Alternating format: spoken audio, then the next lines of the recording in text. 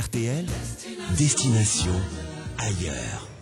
Alors, nous sommes en direct actuellement avec la Chine, il est 6 heures de plus à l'heure actuelle, et Christophe se trouve là-bas depuis 2003, exactement à Suzhou, donc autour de Shanghai, à 80 km de Shanghai, c'est bien ça, hein? Tout à fait, oui. Alors, vous êtes aujourd'hui à votre compte, mais au début, vous avez travaillé avec des employeurs chinois en 2003 quand vous êtes arrivé, comment ça s'est passé? En effet, alors là, je pourrais rester des heures à en discuter avec vous, et ce sera avec plaisir, Sébastien, mais je pense que l'émission va pas le permettre. Est-ce qu'on peut résumer? Ouais, je vais résumer. Bon, déjà, la démarche pour laquelle j'ai entrepris, c'est justement parce que j'en avais un peu ras-le-bol de travailler avec des entrepreneurs chinois. Le fait est qu'il y a une différence culturelle qui est sensible, hein, qui est tangible, hein, qui existe, et qui fait que les méthodes de travail occidentales varient foncièrement des méthodes de travail chinoises. Et puis il y a des aspects culturels qui sont essentiels, par exemple le fait en Extrême-Orient de ne pas faire perdre la face aux individus. Donc il va être très difficile d'exercer un pouvoir réel sur des employés au sein d'une structure chinoise, parce que il faut conserver leur honneur, conserver leur face.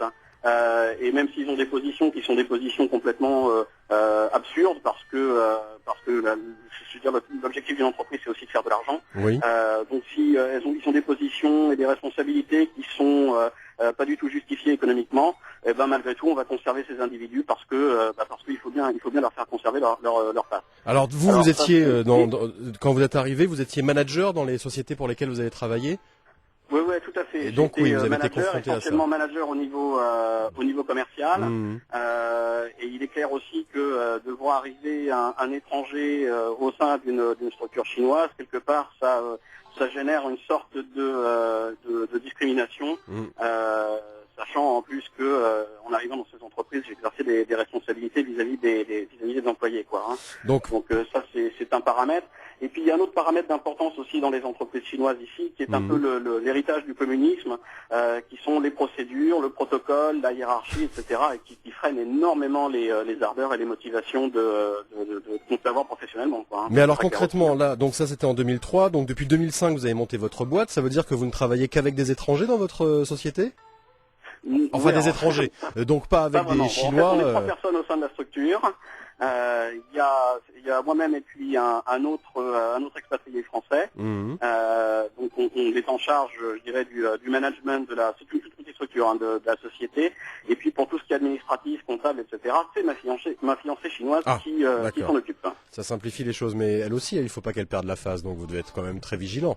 Hein, parce que c'est votre fiancée, sinon ça se règle le soir sur l'oreiller. Elle considère aussi, comme c'est ça qui fait bouillir la marmite actuellement pour elle comme pour moi, que ça fait partie de ses responsabilités, quoi. Hein. Donc, qu'est-ce que vous faites là-bas? C'est quoi votre société là-bas?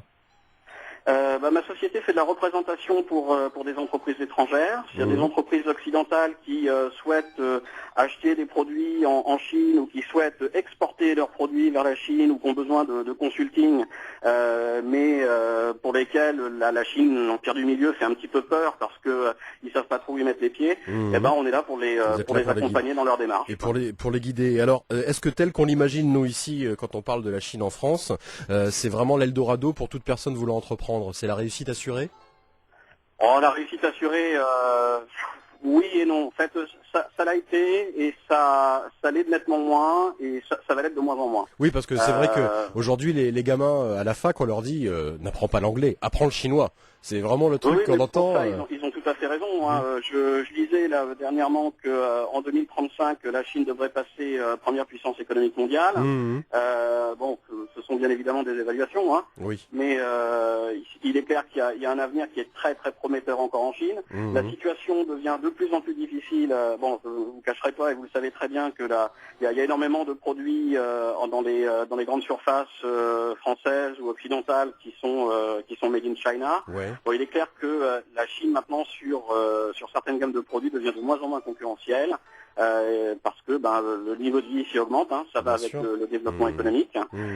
Par contre, il est clair que les entreprises françaises qui souhaitent exporter en Chine, particulièrement des produits, je dirais, marqués français, hein, ça peut être de la mode, du cosmétique, du parfum, etc., ont un avenir qui, à mon sens, est florissant. Bon, Donc il y a encore moyen de faire énormément d'argent.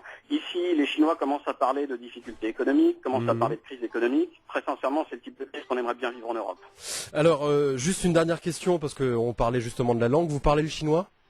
Oui, je me dépatouille très bien en mandarin, même Oui. si je n'ai pas pris de cours à mon arrivée, mais le fait de vivre 5 ans ici me permet de communiquer dans la langue de Confucius sans trop de problèmes. Et le lire et Même si l'écrire? au niveau business, je préfère l'anglais quand même. Et pour le lire et l'écrire, vous y arrivez aussi?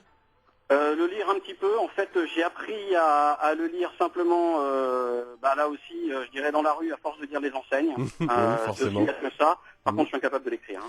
Oui, parce que je crois qu'il y a une quantité impressionnante d'idéogrammes, je sais plus, ça se compte par milliers. Donc ça doit pas être forcément simple quand vous arrivez de France. On va parler de votre Alors, je pense vie que c'est le quotidienne. travail d'une vie en effet. Oui, quoi. j'imagine, ouais. On va parler de votre vie quotidienne là-bas dans un instant. Puis aussi, on a abordé, on l'a effleuré à l'instant de la position de la France, parce qu'on a eu quand même, elle a été un peu chahutée, la flamme olympique, lors de son passage à Paris. Donc vous allez nous parler, vous là-bas, de Chine, comment vous avez vécu ça et surtout comment vous le vivez en tant que Français. À tout de suite, Christophe. À tout de suite Sébastien.